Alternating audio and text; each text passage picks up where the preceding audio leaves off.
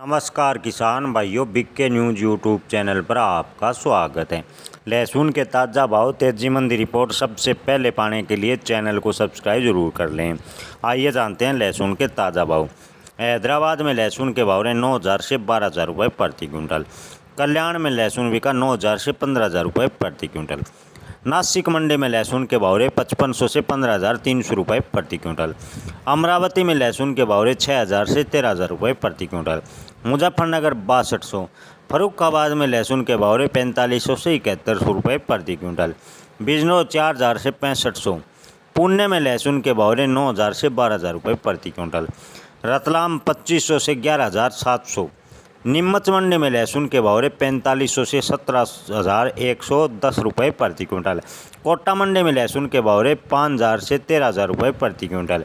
जयपुर के राजस्थान में लहसुन के भाव रहे 4,000 से 11,300 रुपये प्रति क्विंटल।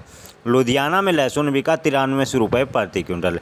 बासी पठान में लहसुन के भाव रहे 6,000 से 7400 रुपये प्रति क्विंटल। पुणे में लहसुन के भाव रहे 5500 से 12,000 रुपये प्रति क्विंटल।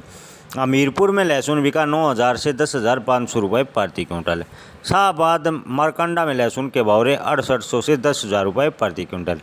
अम्बाला के नारायणगढ़ मंडी में लहसुन के भाव रहे 5500 से 7,000 रुपये प्रति क्विंटल। सोनीपत की गनौर मंडी में लहसुन के भाव रहे 8,000 से 10,700 रुपये प्रति क्विंटल। धन्यवाद।